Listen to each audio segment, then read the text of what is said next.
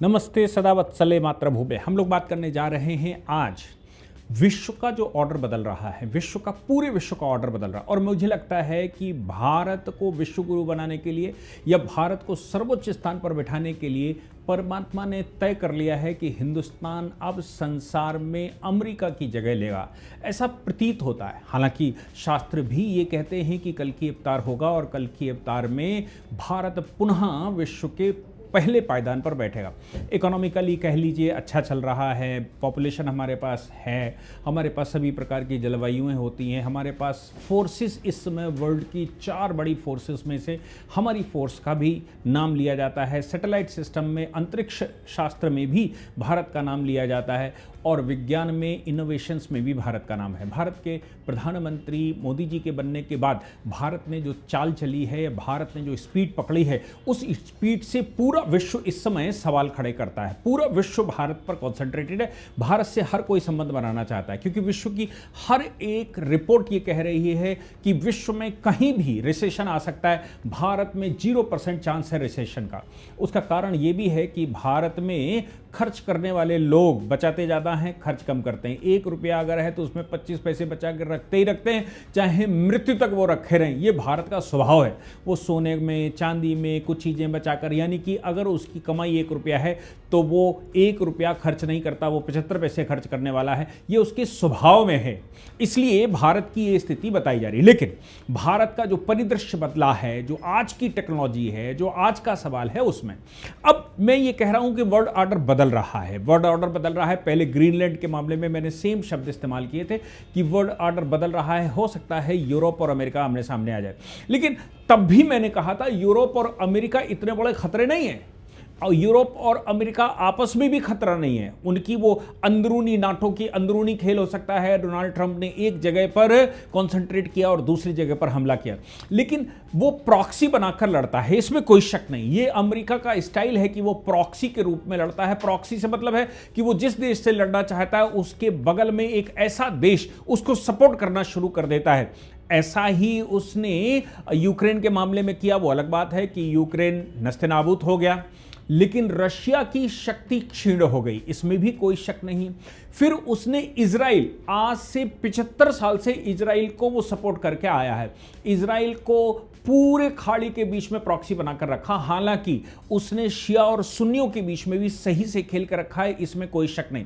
आप सोच कर देखिए कि ईरान एक अकेला इकलौता शिया बाहुल्य देश है, एक अकेला शिया बाहुल्य देश है, और ईरान के पीछे आज जो पड़ा गया है, आप समझो कि ये जॉर्ज बुश के टाइम पर, जॉर्ज बुश प्रथम और जॉर्ज बुश डब्ल्यू बुश, दोनों ने खाड़ी देशों के ऊपर क्या नहीं बढ़ता। उसी पॉलिटिकल पार्टी से, उसी पॉलिटिकल पार्टी का थॉट, मैं हमेशा से कहता आया हूं कि देखिए पॉलिटिकल पार्टियों का अपना थॉट होता है। वो रिपब्लिकन वर्सेस डेमोक्रेट्स होता है। रिपब्लिकन आज राइट विंग कहा जाता है, जैसे भारत में आज बीजेपी की सरकार है, राइट विंग की सरकार है, वैसे ही वहां पर भी राइट विंग की सरकार है।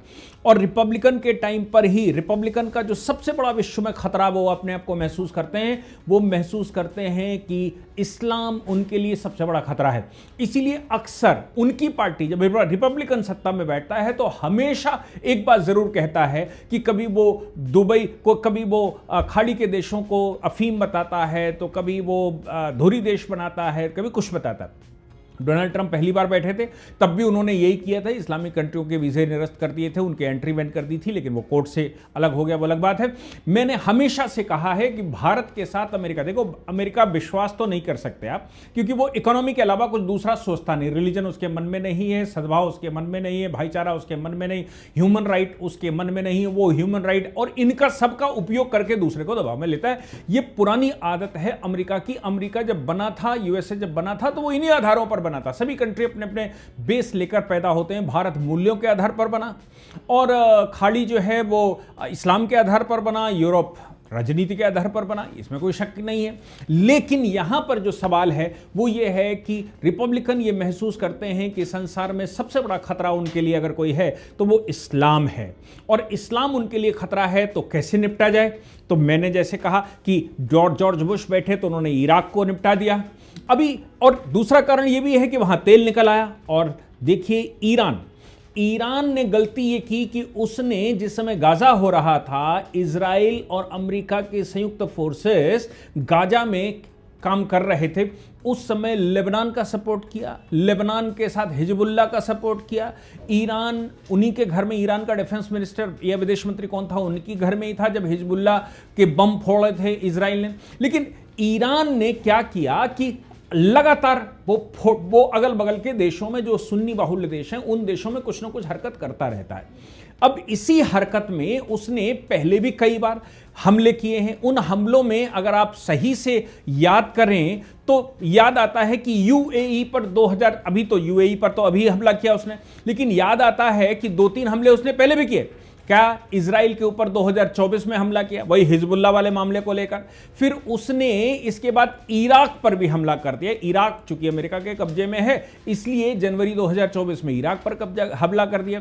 पाकिस्तान पर भी उसने हमला किया, पाकिस्तान के बलूचिस्तान में, उसमें भी उनको लगा कि आतंकी हैं। तो ये तो उनके रोजमर्रे के वो हैं। लेकिन इधर जैसे ही इजराइल ने, चूंकि इजराइल ईरान को लेकर हमेशा से कहता है कि हम तुमको छोड़ेंगे नहीं, क्योंकि इजराइल अपने प्राण बचाना चाहता है, इजराइल को सब मारना चाहते हैं, चाहे वो शिया हो चाहे सुन्नी हो, इसलिए इजराइल ने कहा हम तुमको छोड़ेंगे नहीं। आपको याद होगा 1967-68 का वॉर, उस वॉर में भी इजराइल के पीछे 8 बड़े देश इकट्ठे हो गए थे। इजराइल की टेक्नोलॉजी या इजराइल का जो स्वभाव है वो अपने आप में है।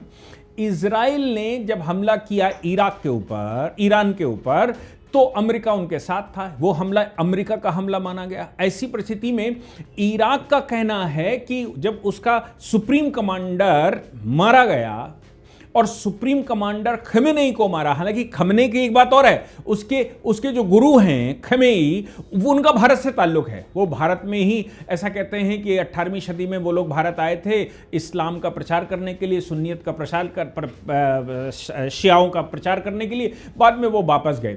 इसलिए उस समय 1967, 68 या 69 की बात है, जब वहाँ, या 79 की, मुझे वो याद नहीं आ रहा है ईयर कौन सा है, जब ईरान में परिवर्तन हुआ था, तब वहाँ शाह की सरकार हुआ करती थी। तो उन्होंने इनके गुरु खेमेई को इसलिए बंद किया था कि ये भारतीय मूल के हैं। तब उन्होंने बाद में कहा कि हम भारतीय मूल के नहीं हैं, मैं यहीं का हूँ, मैं तो, मेरे पूर्वज प्रचार करने गए थे, हम वापस आए और हम इस्लाम का प्रचार करने वाले लोग हैं। और यही फिजा थी कि उस समय शाह दहलवी की सरकार गिरा दी गई थी और ये सुप्रीम कमांडर बन गए थे। उनका रिश्ता भारत से था, वो भारत में 2-3 पीढ़ियाँ रहीं, उसके बाद वो वापस गए। खैर, अब सवाल यह पैदा होता है कि ईरान अगल बगल क्यों हमले कर रहा है। ईरान अगर हमला करता तो सीधा इजराइल से करो, भाई लड़ाई इजराइल से चल रही है। उसने यूएई पर हमला कर दिया। आप सोचो, यूएई पर हमला कर दिया, और यूएई पर ऐसा नहीं कि उसने कोई ऐसा वैसा हमला किया हो। यूएई में उसने बड़े स्थानों पर, दुबई इंटरनेशनल एयरपोर्ट पर हमला कर दिया, अल दाफ्रा एयरबेस पर हमला कर दिया, सिविलियन एरियाज में हमले कर दिए और बहुत सारा डैमेज किया। हालांकि उनका कहना यह है कि दुबई, यूएई का, कि उनकी 165 बैलिस्टिक मिसाइलें इधर आई, 550 के लगभग ड्रोन्स आए, वो सब उन्होंने हवा में गिरा दिए। उनका कहना है कि हवा में गिरने के बाद वो मलबे से हमारे यहां नुकसान हुआ है क्योंकि हमने वो सब गिरा दिया। दूसरा, अगर आप इसको दूसरे तरह से देखेंगे तो यूएई के अलावा उन्होंने कतर पर हमला कर दिया, सऊदी अरेबिया पर हमला कर दिया। सऊदी अरेबिया और कतर पर हमला कर दिया तो ये समझ में नहीं आता कि भाई सऊदी अरेबिया और कतर पर क्यों हमला कर दिया, लेकिन ये बात समझ में आती है कि कुवैत पर हमला, बहरीन पर हमला, कतर पर हमला, जॉर्डन पर हमला, इराक पर हमला, सऊदी अरेबिया पर हमला, इन देशों में लगभग 8 से 10 देशों पर एक साथ बैलिस्टिक मिसाइलें उनके एयरबेस पर मारी। अब ईरान चाहता क्या है? ईरान क्या शिया सुन्नी करना चाहता है? ईरान क्या उसको लगना है कि खमेनेई की मृत्यु हो गई है, खमेनेई को उड़ा दिया, उनका पूरा घर कंपाउंड उड़ा दिया और उनके सुप्रीम लमण अराफात क्या है उनका, अफारात, उनको सबको उड़ा दिया, सुप्रीम कमांडर्स को उड़ा दिया। तो क्या बौखला गया है कि अगल बगल हमले करके कह रहा है कि हम दुनिया नष्ट कर देंगे, जो कुछ है हम मरने से पहले सबको मार देंगे, या फिर कोई और कारण है? ईरान की बात समझिए। ईरान का कहना यह है कि इन देशों में अमेरिका के एयरबेस हैं, या अमेरिका जब हमला करेगा तो इन देशों से हमला करेगा। वो कहता है कि यूएई में उनका एयरबेस है, सऊदी अरेबिया में है, इराक में है, जॉर्डन में है, कतर में है, कुवैत में है और बाकी जगहों पर, इजराइल में है। ये सब जगहों पर अमेरिका के एयरबेस हैं। अब चूंकि अमेरिका के एयरबेस हैं तो उनका कहना है कि अमेरिका इन स्थानों से हमें चारों ओर से मारेगा, इसलिए उनके एयरबेसों को हम नष्ट कर रहे हैं ताकि अमेरिका उसका इस्तेमाल ना कर पाए। इसलिए अमेरिका ने क्या किया, अमेरिका ने यूरोप में आग्रह किया, जबकि यूरोप से उनकी टशन चल रही। उन्होंने यूके से कहा कि हमें एयरबेस इस्तेमाल करने दो लिमिटेड पर्पस से। यूके ने पहले तो मना कर दिया था कि हम ईरान पर नहीं देंगे, लेकिन आज यूके ने भी कहा कि भाई अगर उनको लिमिटेड पर्पस के लिए चाहिए, क्योंकि ईरान अब चारों ओर हमले कर रहा है, तो यूरोप को अपने देशों को बचाने के लिए स्थान देना पड़ेगा, हम उनकी मदद करेंगे। फ्रांस, लगातार फ्रांस और अमेरिका आमने सामने खड़े थे, फ्रांस भी उनके साथ खड़ा हो गया, जर्मनी उनके साथ खड़ा हो गया। यूरोप के कई देशों ने, जो कि बॉर्डर जिनका लगता है, मैं कह लूं कि खाड़ी से, उन देशों में बहुत सारे देशों में जो बॉर्डर लगता है उन देशों में एयरबेस उन्होंने अपना अमेरिका को दे दिया है। यानी कि अब बात साफ है, इराक के बाद अब अमेरिका को ईरान का तेल चाहिए, नाम इस्लाम का है। बाकी के जब जितने देशों के मैंने 8 देशों के नाम लिए, ये सुन्नी हैं।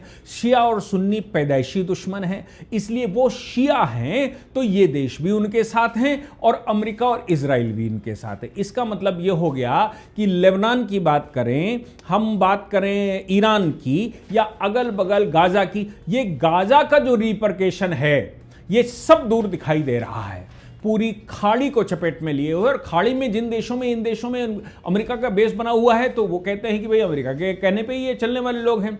यानी कि अमेरिका के ये देश अमेरिका के अघोषित उपनिवेश हैं और इराक में वो बैठा ही हुआ है, ईरान में वो बैठने जा रहा है, ऐसा संभावना लगती है। लेकिन भारत के प्रधानमंत्री ने इजराइल के प्रधानमंत्री से बात की, ईरान के नहीं, जबकि ईरान लगातार हमारा सपोर्ट करता आया। हमने वहाँ पर हम बेस भी बनाए हुए हैं, वहाँ पर हम बंदरगाह भी उनके चला रहे हैं, वहाँ पर हम रेल लाइन भी उनकी चला रहे हैं, वहाँ से हम तेल भी खरीद रहे हैं। फिर भी इजराइल के प्रधानमंत्री से बात आज प्रधानमंत्री ने की। आपको पता है ये क्या है? ये वो है कि इस्लाम का खतरा पूरे विश्व में। और आप देखिए कि जैसे ही प्रधानमंत्री वहां से लौटकर आए, उसके दूसरे दिन हमले हो गए। यानी कि यह भी संभव है कि इजराइल को और अमेरिका को यह लग रहा हो कि कहीं ईरान पर हमला करें तो भारत ईरान के साथ ना खड़ा हो जाए, क्योंकि ईरान के पक्ष में रशिया ने क्रिटिसाइज किया है, चाइना ने क्रिटिसाइज किया है। तो उनका मानना था कि रशिया और चाइना के साथ भारत, क्योंकि इस समय भारत एक शक्ति है और खाड़ी में भारत का प्रभाव है, यूरोप में भी भारत का प्रभाव है, अमेरिका के पूरे कॉन्टिनेंट में भारत का प्रभाव। तो उनको लग रहा था कहीं भारत ऐसा ना हो ईरान के पक्ष में खड़ा हो जाए। इसलिए उस समय, इसलिए जब भारत के प्रधानमंत्री का दौरा हुआ और सारी सेटिंग हो गई होगी, उसके बाद ईरान पर हमला हुआ और भारत के प्रधानमंत्री ने नेतन्याहू से पूछा भी कि सब ठीक है ना, अगर कुछ गड़बड़ हो तो मुझे बताइए, हम साथ में हैं, हम आप आतंकवाद। और प्रधानमंत्री ने जो उनकी पार्लियामेंट में निसेट में जो बोला था, उन्होंने कहा सीरियसली आप वो नजर देखिए। उन्होंने कहा we are committed to support you, हम कमिटमेंट करते हैं कि हम तुम्हारा सपोर्ट करेंगे और सपोर्ट आतंकवाद के विरुद्ध करेंगे। और ये केवल कमिटमेंट नहीं है, ये सीरियस कमिटमेंट है। मैं समझता हूं कि प्रधानमंत्री की ये बातों ने इजराइल को जो हौसला दिया और अमेरिका को जो रास्ता दिखाया, वो इराक की मौत के रूप में सामने आ रहा है। ये भारत है, ये नया भारत है, बदलता हुआ भारत है। ये भारत अब नई पॉलिसी पर चलने वाला है और भारत विश्व का ऑर्डर लिखने वाला है। आप समझिए, विश्व का ये जो ऑर्डर भारत की वजह से मैं कह रहा हूं, अमेरिका अपनी शक्ति छीन करेगा, रशिया अपनी शक्ति छीन कर चुका है, खाड़ी अपनी शक्ति जा ही रही है। यूरोप में इस समय इस्लाम की वजह से बहुत बड़ा खतरा है, इसलिए यूरोप लगातार उनके साथ खड़ा दिखाई दे रहा है। तो सवाल यह पैदा होता है कि भारत उभर कर अब आएगा, जिसकी शक्ति छीन होगी। देखिए, भारत इस समय शक्ति ले रहा है और न्यूट्रल है। भारत हर जगह पर यह कह रहा है कि भैया हम तो नॉन अलाइनमेंट मूवमेंट के पार्ट है, हम कहीं गुटनिरपेक्ष देश हैं, हम किसी गुट में शामिल नहीं होते, हम किसी की तरफ से नहीं लड़ेंगे, हम किसी की तरफ से कुछ नहीं करेंगे। हम तो चाहते हैं कि युद्ध विराम हो जाए, शांति हो, बात होकर सब कुछ समाप्त हो जाए, वार्ता से बात हो। अब आप, हमारे प्रधानमंत्री गए थे, वहां भी यूक्रेन में भी, लेकिन यूक्रेन का वो पागल प्रधानमंत्री राष्ट्रपति, उसको कुछ समझ नहीं आता, उसने प्रधानमंत्री जैसे वहां से घूमे वैसे ही उसने कमेंट कर दिया। जो उसके लिए सहायता करने की कोशिश करता है कि भाई युद्ध खत्म हो जाए, उसके पीछे वो कमेंट कर देता है। अमेरिका की खास बात ये थी कि उसने इसके माध्यम से सबसे पहले रशिया की शक्तियों को क्षीण किया, ताकि रशिया ऐसा ना हो कि ईरान के युद्ध में कूद पड़े। इसलिए रशिया इस समय कूद नहीं सकता, क्योंकि रशिया अभी वो स्थिति में नहीं है जो स्थिति में वो आज से 2 साल पहले हुआ करता था।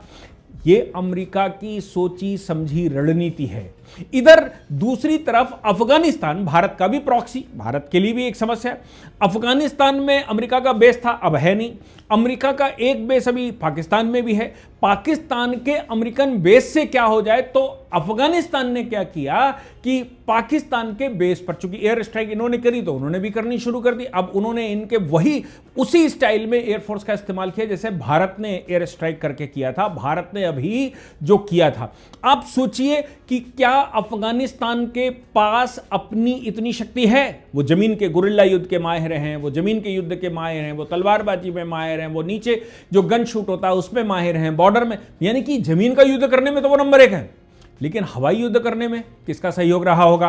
किसके सहयोग से वो इतनी बड़ी छलांग भर रहा है कि पाकिस्तान की एयरफोर्स से लड़ रहा है, पाकिस्तान के अंदर हमले कर रहा है, पाकिस्तान में एयर स्ट्राइक कर दी, पाकिस्तान में बम डाल दिए, पाकिस्तान के एयरबेस फोड़ दिए।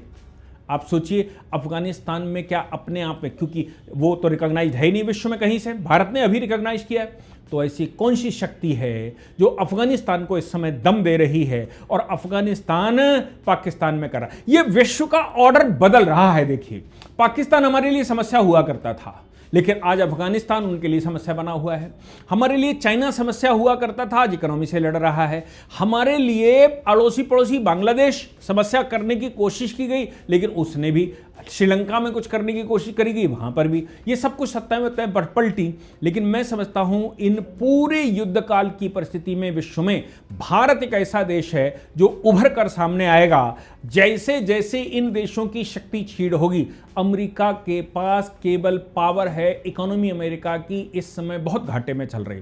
भारत एक ऐसा देश है जिसके पास शक्ति भी है, जिसके पास सामर्थ्य भी है, जिसके पास भविष्य भी है, जिसके पास धैर्य भी है, और जिसके पास पोटेंशियल है, और जिसके पास ज्ञान है, जिसके पास रास्ते हैं, और विश्व सद्भाव के लिए आगे बढ़ना भारत को आता है। और वैसे ही प्रधानमंत्री इस समय भारत को मिल गए हैं, तो मैं समझता हूं कि विश्व ऑर्डर बदल रहा है और भारत के लिए ये सब नए रास्ते खोल रहा है। इन रास्तों से भारत अब विश्व गुरु के पद पर बैठेगा, इसमें बहुत देर नहीं रह गई। जय हिंद, जय भारत, वंदे।